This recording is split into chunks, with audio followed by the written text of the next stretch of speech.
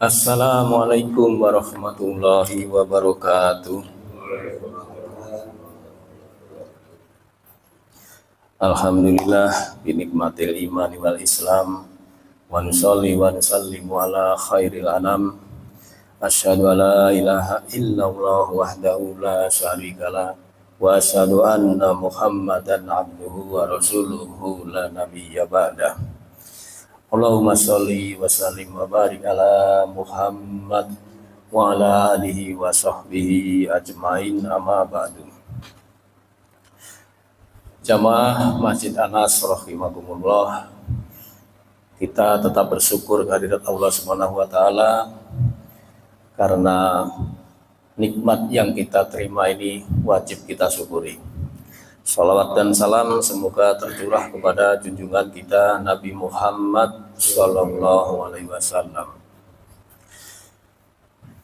Pada pagi hari ini membahas mengenai orang yang sibuk dengan Al-Quran. Ada orang yang mengatakan sedang sibuk, ada yang menyibukkan diri, dan ada juga orang yang mencari kesibukan.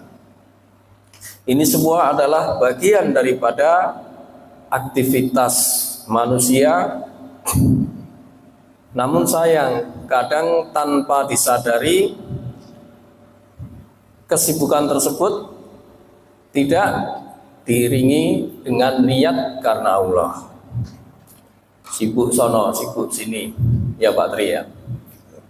Tapi lupa atau nggak sadar kadang-kadang niatnya bukan karena Allah. Sehingga kalau bukan niatnya karena Allah, maka ya ia dapat dunianya saja, pahalanya tidak dapat. Orang yang sibuk dengan Al-Quran itu orang yang lebih utama daripada zikir maupun berdoa. Loh, kok bisa itu? Sibuk dengan Al-Quran lebih utama daripada zikir dan berdoa. Kok bisa, Pak? Ya bisa, wong yang bersabda Nabi, zikir maupun doa itu adalah bagian daripada Al-Quran. Di dalam Al-Quran ada itu kan, diperintah untuk zikir. Ya ayyuhalladzina amanu dzkurullaha dzikran katsiran. Wahai orang-orang yang beriman, berzikirlah kepada Allah dengan zikir yang sebanyak-banyaknya. Maka zikir itu diperintah di dalam Al-Quran. Begitu juga doa. Doa ini juga diperintah.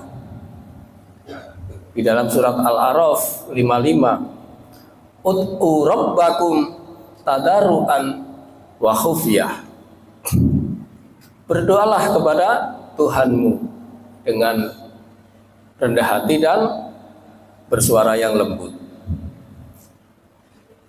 Namun begitu, zikir maupun doa itu bukan enggak utama, tetap juga ada keutamaannya. Namun disebutkan lebih utama daripada sibuk dengan Al-Quran. Sebab kalau tidak zikir, hatinya kosong. Tidak mau berdoa, sombong. Itulah, zikir maupun doa adalah bagian daripada Al-Quran. Dan Al-Quran ini sungguh luar biasa. Orang yang mencari kesibukan di dalam dengan Al-Quran ini, maka akan dikatakan lebih utama. Sibuk dengan Al-Quran ini misalnya apa, Pak? Contohnya, Bapak, membaca itu kalau bisa sembari menghafal, Pak. sesuai kemampuan. Ada lagi mentadaburi, mendakwahkan. Nah, itu semua 3 komponen yang merupakan unsur kesibukan dengan Al-Quran sendiri. Taksin juga Pak, itu semua Pak. Coba kita buka orang yang sibuk membaca Al-Quran. Membaca, kalau bisa sembari menghafal. Kita buka dulu surat Al-Qamar, surat ke-54. Di situ ada 4 tempat Pak. Al-Qamar surat ke-54. Ada 4 tempat dikatakan oleh Allah. Di situ Al-Quran itu dimudahkan. Kita baca dulu. Walaqad yassarnal Qur'an. Terus apa tuh? Lidzikri fahal min mudzakir. Dan sungguh telah kami mudahkan Al-Quran itu untuk peringatan. Maka adakah orang yang mau mengambil pelajaran? Ditanya nih sama Allah, mau nggak kamu mengambil pelajaran dari Quran ini? Padahal Quran ini sungguh sangat mudah. Dimudahkannya itu menurut mufasir, baik dari Muyassar atau yang lainnya, itu adalah mudah untuk dibaca, mudah untuk dipelajari, dan mudah untuk dihafalkan. Buktinya banyak orang yang bisa membaca, banyak orang yang bisa menghafal. Itu bukti, bahkan anak kecil pun sudah bisa. Tapi kalau kita ya udah kepala 5 lebih ini ya, kepala 6 ya Pak, ya udah pelan-pelan Pak. Nah, ini sebagai ayat ini sebagai motivasi baik diri saya dan jamaah sekalian untuk terus kita istiqomah membaca Al-Quran dan menghafalkan. Kemudian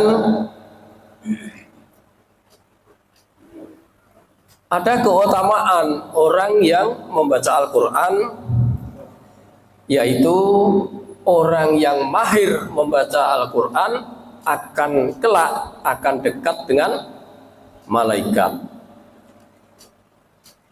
Bapak udah tahu semua nih dalilnya nih ya. Kita bacakan hadis Rasulullah SAW dari Aisyah radhiyallahu anha. Qala Rasulullah SAW, alladzi yaqra'ul Qur'an wa huwa mahirun bihi ma'as safarratil kiraumil baroroh. Rasulullah SAW bersabda, orang yang membaca Al-Quran dan ia mahir dalam membacanya, maka ia bersama para malaikat yang mulia. Pak Rahman udah canggih baca Qurannya, insya Allah ntar bersama malaikat. Ya ini janji Rasul. Kemudian walati yaqra'ul Qur'an wa yatataba'u fihi wa huwa alaihi saqun lahu ajron. Dan orang yang membaca Al-Quran belum lancar, terbata-bata, merasa kesulitan, maka akan diberi 2 pahala, yaitu pahala membacanya sendiri dan pahala usaha Ya. Usahanya untuk membaca Al-Quran. Hadis riwayat muttafaqun alaih. Ada lagi keutamaannya orang yang membaca Al-Quran itu, yaitu akan diganjar dengan banyak kebaikan. Bahkan satu huruf itu diganjar dengan 10 kebaikan. Nah, ini tawaran yang menggiurkan. Kira-kira mau nggak Pak? Mau kan Pak? Pak Eri habis asar aja istiqomah. Dari Ibnu Mas'ud radhiyallahu anhu, Rasulullah SAW bersabda, "Man qara'a harfan min kitabillahi falahu hasanatun wal hasanatu bi asri amsalihha." Barang siapa yang membaca satu huruf dari kitab Allah, maka baginya satu kebaikan. La aqulu alif lamin harfun. Aku tidak mengatakan alif lamim itu satu huruf. Walakin alifun harfun. Akan tetapi alif satu huruf itu satu kebaikan. Dan satu kebaikan akan diberi balasan dengan dilipatkan dengan 10 kebaikan. Nah, itulah keutamaan orang yang membaca Al-Quran. Yang pertama tadi, yang mahir akan bersama malaikat kelak, yang terbata-bata akan diberi 2 pahala, dan balasan setiap huruf adalah 10 kali lipat. Sekarang Bapak hitung sendiri, kalau kita baca Bismillah aja, Bismillahirrahmanirrahim, berapa itu balasan pahalanya? Berapa Pak Eri? Banyak aja ya. Hitungnya nanti aja Pak. Ada satu lagi keutamaan orang yang membaca Al-Quran. Ya, ini udah tahu semua ini. Orang yang membaca Al-Quran dan orang yang mengajarkan itu akan diberikan gelar orang yang terbaik. Ya. Khairukum man ta'allamal Quran wa 'allamahu. Sebaik-baik kalian adalah yang belajar Al-Quran dan yang mengajarkannya. Hadis riwayat Muslim, Tirmizi dan yang lainnya. Banyak ya keutamaan membaca Al-Quran. Maka dengan beberapa hadis ini mestinya ini menjadi motivasi kita semua untuk tetap istiqomah dalam membaca Al-Quran. Nah, ada tamsil atau perumpamaan orang yang membaca Al-Quran, baik itu dari kalangan orang beriman maupun orang munafik. Ya, orang munafik juga mau baca Al-Quran, tapi ada yang sering, ada yang enggan. Lupa tadi belum dikasih ya.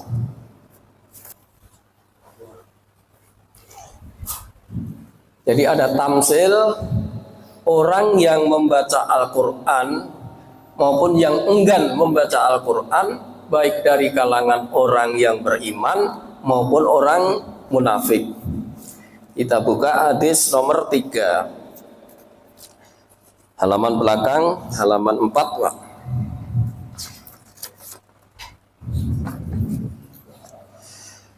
Dari Abu Musa al-Asy'ari, ia berkata, Rasulullah SAW bersabda, perumpamaan seorang mukmin yang suka membaca Al-Quran, ini orang yang membaca Al-Quran dari kalangan orang mukmin, adalah seperti utrujah. Apa itu utrujah? Kama salid masalul utrujah. Utrujah itu baunya harum dan rasanya enak. Ada kan itu yang di bold, yang tebelin itu. Orang yang suka membaca Al-Quran dari kalangan orang mukmin adalah seperti utrujah, baunya harum dan rasanya enak. Contohnya apa Pak? Madu. Ada baunya Pak madu Pak? Ada. Durian. Betul. Kecuali Pak Eri. Durian itu baunya aja menyengat Pak. Enak benar Pak. Terus kemudian perumpamaan seorang mukmin yang tidak suka membaca Al-Quran. Nah, ini ada orang yang mukmin yang tidak suka membaca Al-Quran adalah seperti tamroh. Kamasalid tamroh, yaitu tidak berbau namun rasanya manis. Kurma. Bener ya kurma ya?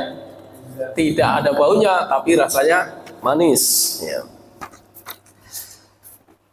Kemudian ini dari kalangan munafik. Perumpamaan seorang munafik yang suka membaca Al-Quran adalah seperti raihanah. Apa itu raihanah? Baunya harum tapi rasanya pahit. Oh Pak Adit. Kamasalil raihanah. Ya cari sendiri ya, aku juga nggak tahu itu. Pokoknya nggak ada apa baunya, rasanya pahit.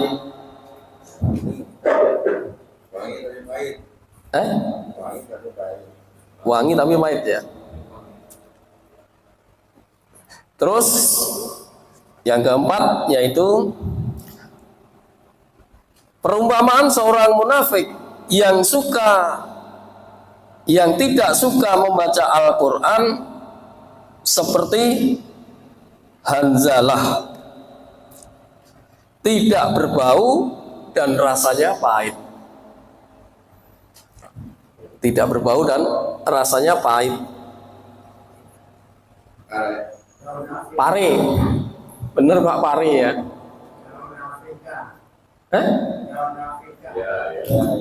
Jauh amat Pak.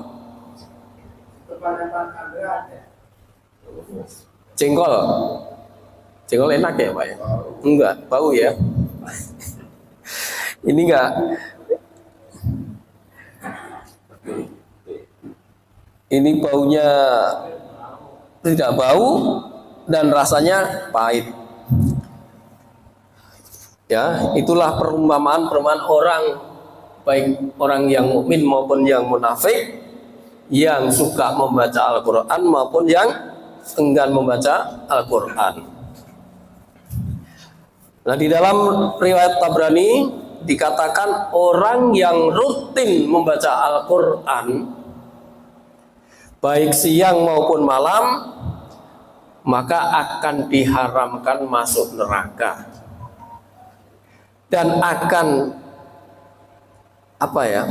akan dijadikan pendamping Nabi dan Rasul.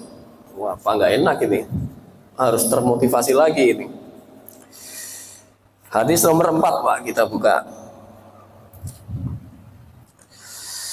Siapa yang membaca Al-Quran di mana dia membacanya pada waktu sholat di tengah malam dan di siang hari, dan dia halalkan apa yang dia halalkan oleh Al-Quran, dan dia haramkan apa yang ia haramkan dalam Al-Quran. Haramahullah lahmahu wa damahu alan nar wa ja'allahu rafiqas safaratil kiraumil bararah. Maka Allah haramkan daging dan darahnya terkena api neraka, dan kelak Allah akan menjadikan dia sebagai teman pendamping para nabi dan Rasul yang mulia. Saya kira nggak ada yang nggak tertarik.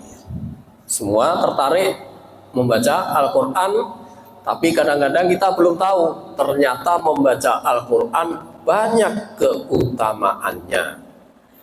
Maka kalau sudah tahu keutamaan ini, mari kita terus giatkan untuk tetap membaca Al-Quran, walaupun tidak harus banyak, tapi yang penting rutin, istiqomah walaupun sedikit, nggak apa-apa. Itulah orang yang sibuk membaca Al-Quran. Sibuk apa lagi tadi Pak? Mentadaburi ya Pak? Baik. Mentadaburi itu kalau saya buka di kamus KKP kelompok apa itu? Kamus besar itu adalah bisa menghayati, mendalami, merenungkan, dan akhirnya memahami. Artinya mentadaburi itu berarti harus memahami. Setelah membaca Al-Quran, ditambah hafalan, kemudian memahami, mentadaburi. Ya, jadi untuk memahami Al-Quran. Jika suatu kitab yang datangnya bukan dari Allah, pasti akan ada pertentangan.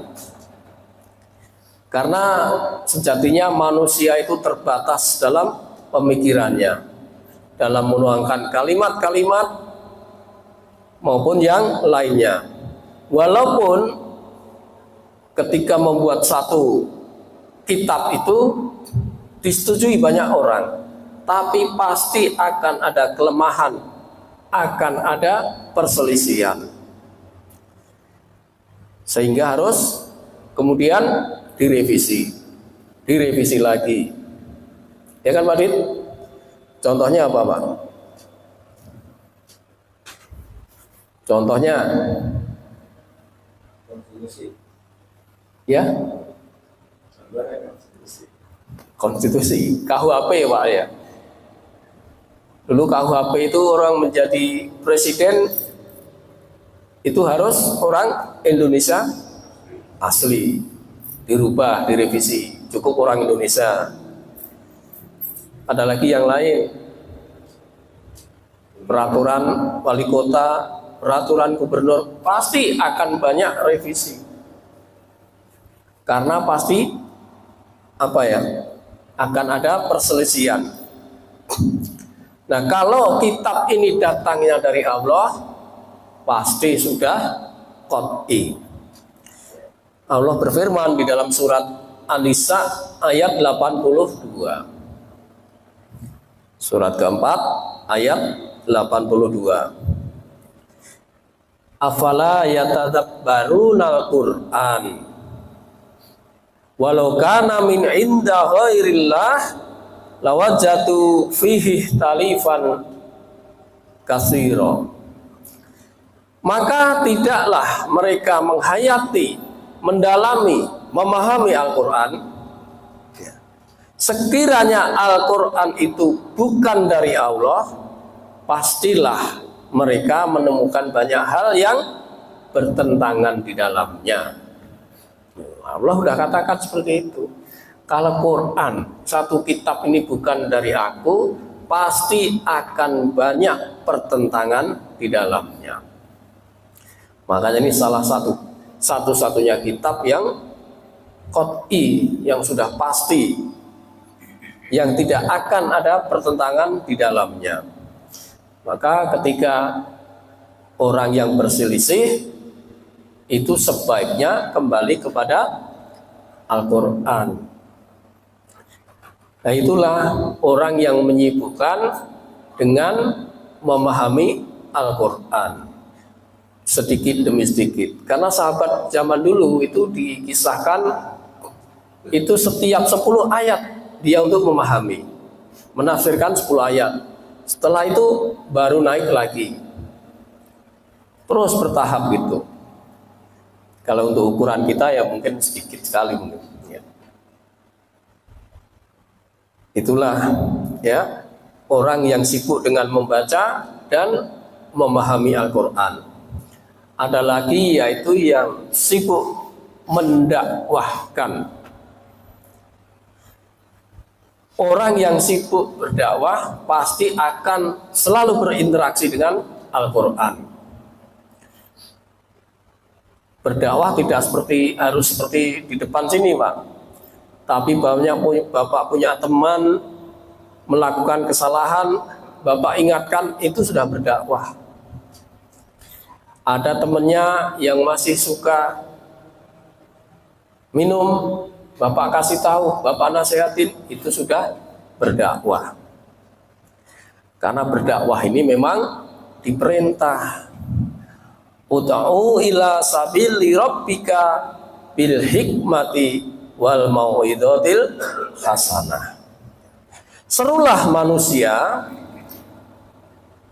kepada jalan Tuhannya atau jalan Tuhanmu dengan hikmah dan pengajaran yang baik. Serulah manusia.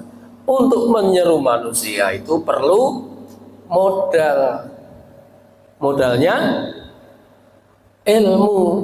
ilmunya dari Al-Quran. Maka orang yang berdakwah pasti akan sibuk dengan Al-Quran, karena harus mempersiapkan 2 atau 3 hari sebelumnya udah ngutak-ngatik Al-Quran, udah ngutak-ngatik hadis, sehingga akan terus berinteraksi dengan Al-Quran. Dan orang yang sibuk dengan Al-Quran juga ini, yang mendakwahkannya ini menjadi orang yang terbaik. Muslim terbaik itu harus berdakwah, menyeru kepada kebaikan dan mencegah kemungkaran. Kuntum khaira ummatin ukhrijat linnasi ta'muruna bil ma'ruf wa tanhauna 'anil munkar. Ya. Kamu adalah umat yang terbaik yang dilahirkan untuk manusia karena menyuruh amar ma'ruf dan nahi mungkar. Jadi walaupun modalnya sedikit, tetap Pak sampaikan kebaikan itu. Supaya apa? Supaya kita menjadi umat yang terbaik. Balighul ani walau ayat. Sampaikan walaupun 1 ayat. Itulah contoh 3 contoh orang yang sibuk dengan Al-Quran. Baik itu membaca, mentadaburi, dan mendakwahkan. Nah, tadi dikatakan bahwa orang yang sibuk dengan Al-Quran ini lebih utama daripada zikir dan berdoa. Mana dalilnya? Dalilnya ada di nomor 1, Pak. Ada di nomor 1. Dari Abu Sa'id radhiyallahu anhu, dia berkata, Rasulullah SAW bersabda, Allah yang Maha Suci lagi Maha Tinggi berfirman, Man saghalahul Qur'an an zikri wa mas'alati a'daituhu afdolama uqdiyas sa'ilin. Barang siapa yang disibukkan oleh Al-Quran daripada zikir kepadaku dan memohon kepadaku, maka aku akan berikan kepadanya sesuatu yang lebih utama daripada yang aku berikan kepada orang-orang yang memohon kepadaku. Dan keutamaan kalam Allah atas seluruh kalam adalah seperti keutamaan Allah atas makhluknya. Jauh sekali, nggak ada apa-apanya nih makhluknya ini. Hadis riwayat Tirmizi, Darimi dan Baihaqi. Sampai sini paham ya Pak ya? Ada keutamaan sibuk dengan Al-Quran. Apa saja keutamaannya? Ada sekitar 19 keutamaan. Karena ini Al-Quran ini menjadi jalan keluar daripada fitnah. Maka kalau kita sering berinteraksi dengan Al-Quran, membaca, memahami, mendakwahkan, insya Allah kita bisa keluar daripada fitnah. Nah, penjelasannya ada di hadis nomor 2. Enggak panjang Pak itu Pak, karena ada 19. Yang pertama dari Ali, hadis nomor 2. Dari Ali radhiyallahu anhu, dia berkata, ingatlah, aku pernah mendengar Rasulullah SAW bersabda, ketahuilah, sesungguhnya akan terjadi banyak fitnah. Lalu aku bertanya, Ali bertanya, bagaimana jalan keluarnya wahai Rasulullah? Beliau menjawab, jalan keluarnya adalah kitabullah. Ya.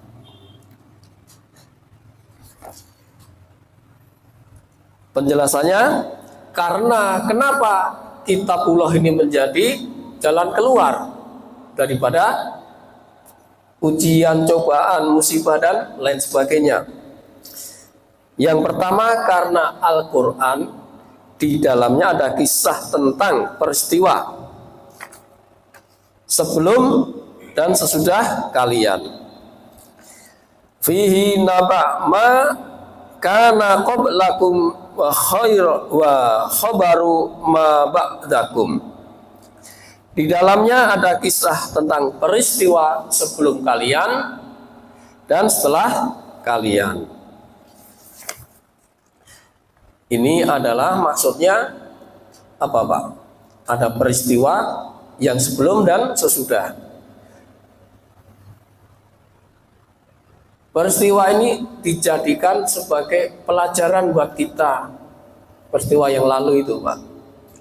Dulu ada kaum LGBT. Dihancurkan nggak sama Allah? Hancurkan Pak. Kemudian ada kaum Samud, dihancurkan Pak. Ya, itu zaman waktu Nabi Soleh. Karena mereka mengingkari. Nah, itulah contoh-contoh sebelum kita untuk dijadikan pelajaran. Kemudian yang kedua, wa hukmu ma bainakum. Di dalamnya ada pula hukum perkara di antara kalian. Ini maksudnya ada aturannya. Islam mengatur semua urusan, baik ibadah maupun muamalah. Nggak bisa seenaknya sendiri. Kalau kita seenaknya sendiri pasti akan ada resikonya. Makanya diturunkan Rasul atau Nabi itu sebagai pembawa risalah, sebagai uswatun hasanah, contoh bagi kita. Nomor 2 Pak. Sekarang nomor 3 yaitu wahwal fasl, yaitu dia adalah pemisah. Pemisah yang hak dan yang batil. Islam itu yang halal jelas, yang haram pun jelas. Tidak ada abu-abu. Yang putih-putih, yang hitam-hitam. Kemudian yang 4, laisa bil hasli. Dia bukanlah sendagurau. Jadi Al-Quran ini bukan sendagurau, bukan main-main. Bapak bisa buka di At-Thariq ayat 13-14. Apa innahu kana fatslu. Kalau nggak dari depan nggak hafal. Buka nggak Al-Qur'annya? At-Tariq 13-14. Di situ dikatakan bahwa Al-Qur'an itu bukan senda gurau. Kemudian yang kelima, Pak. Man tarakahu min jabbarin fasammahullah. Barang siapa meninggalkannya karena bersikap sombong, maka Allah akan membinasakannya. Ini adalah orang murtad. Dia meninggalkan Al-Quran, apalagi diikutin dengan sombong, Allah akan binasakan. Ada yang mencela, ada yang meremehkan, itu. Hati-hati. Kemudian yang keenam, waman ibtaghal huda fi ghairihi adallahullah. Dan barang siapa mencari petunjuk pada selainnya kecuali dari Al-Quran, maka Allah akan menyesatkannya. Mayahdihillahu fala mudhillalah wa man yudlil fala hadiyalah. Orang Allah barang siapa mencari hidayah, mencari petunjuk Allah, tidak akan yang, kalau Allah memberi petunjuk, tidak akan yang bisa menyesatkan. Tapi kalau Allah sesatkan, tidak ada yang bisa memberi petunjuk. Nah, yang ketujuh yaitu wahuwa hablullahil matin. Dia adalah tali Allah yang kokoh. Tali Allah pasti tidak akan putus. Kalau kita sudah bergantung kepada Allah, pasti Allah jamin, Allah kuatkan, karena Allahu Shomad, Allah tempat bergantung. 8, dia adalah peringatan yang bijaksana, wa huwa zikrul hakim.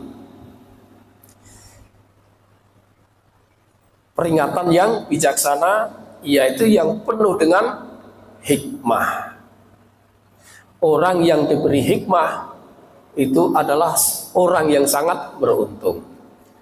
Nanti Bapak buka di Al-Baqarah ayat 269. Di situ dikatakan orang yang mendapatkan hikmah adalah orang yang beruntung. Orang yang dikasih Allah beberapa kebaikan, banyak kebaikan. Kemudian yang ke-9, wa wasiratul mustaqim. Dia adalah jalan yang lurus. Jalan lurus yang sering kita minta, ihdinas siratal mustaqim. Berapa kali sehari Pak minta?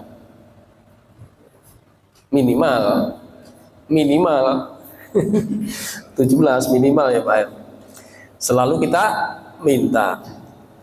Dalilnya ada di surat Al-An'am 153. Itu adalah jalan lurus, itu jalan Allah. Kemudian yang ke-10, walladzi la tazighu bihil ahwa'u. Dengannya segala keinginan tidak akan menyimpang. Apa saja yang dalam Al-Quran yang kita inginkan tidak pernah akan meleset, tidak akan pernah menyimpang. Ya. Kalau kita berpegang kepada Al-Quran, pasti tidak akan menyimpang. Taraktu fikum amro ini lantadilu ma tamassaktum bihima. Kitabullah wa sunatan nabi. Tidak aku berikan tinggalkan kepada kalian dua perkara yang apabila dua perkara itu dipegang maka tidak akan menyimpan, yaitu kitab Allah dan sunnah Nabi.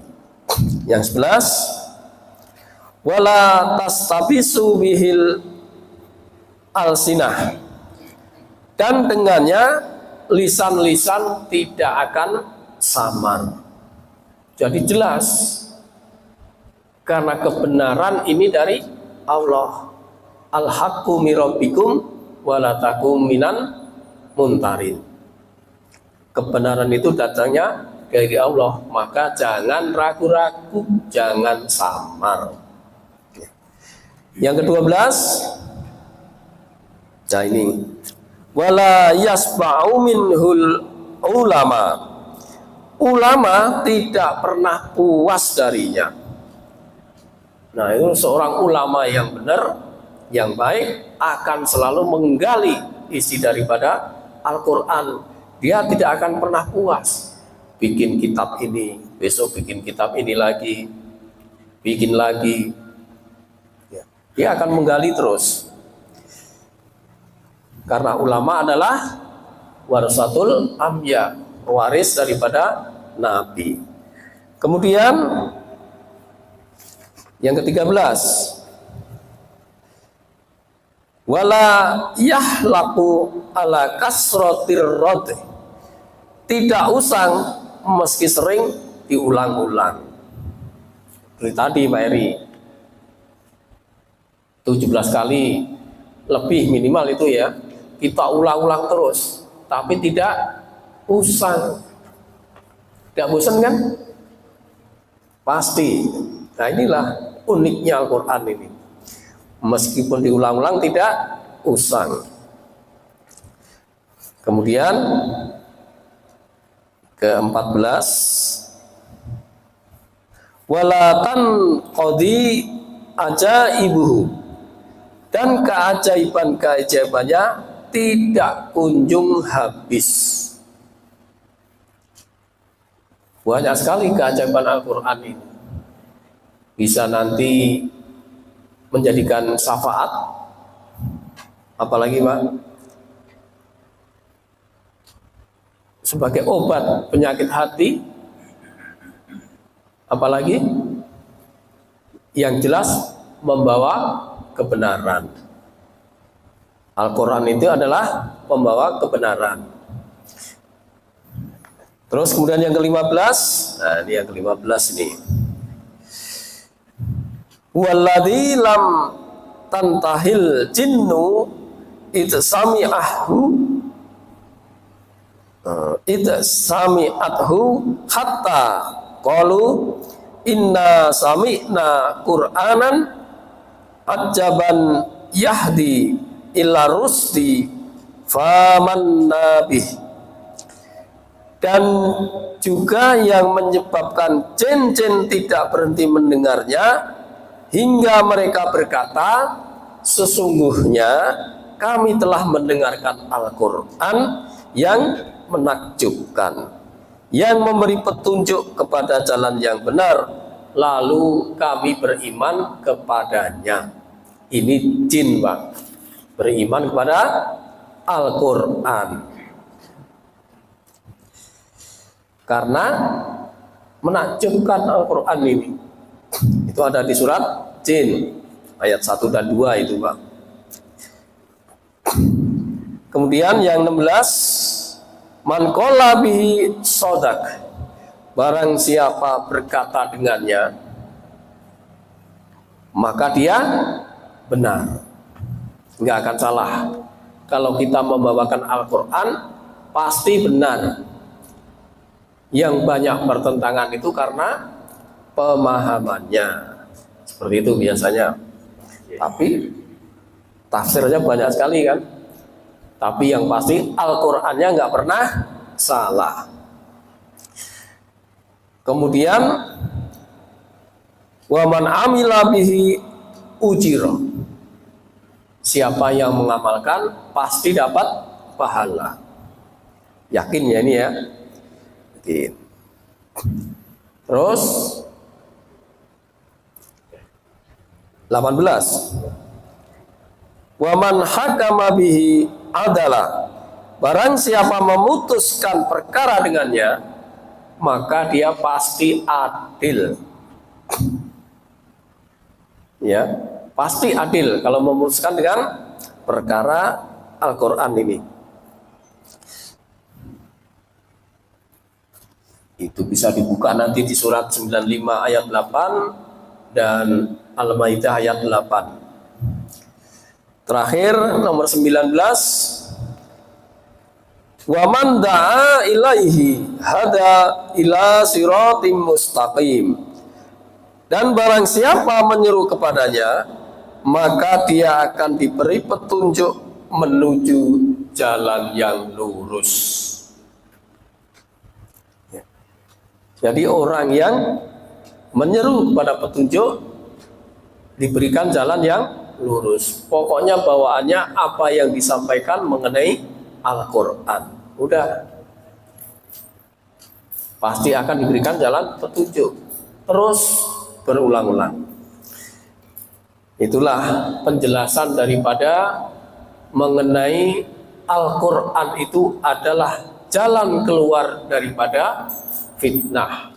Fitnah itu artinya ujian, bisa cobaan, dan sebagainya. Itulah orang yang sibuk dengan Al-Quran, baik dari sisi membaca, mentadaburi, dan mendakwahkan. Itulah yang bisa saya sampaikan pada pagi hari ini. Mudah-mudahan ada manfaatnya bagi kita semua. Sudah masuk, kita tutup dengan kafaratul majelis. Kita berdoa. Subhanakallahumma wa bihamdika asyhadu an la ilaha illa anta astaghfiruka wa atubu ilaik. Billahi taufiq wal hidayah. Wassalamualaikum warahmatullahi wabarakatuh.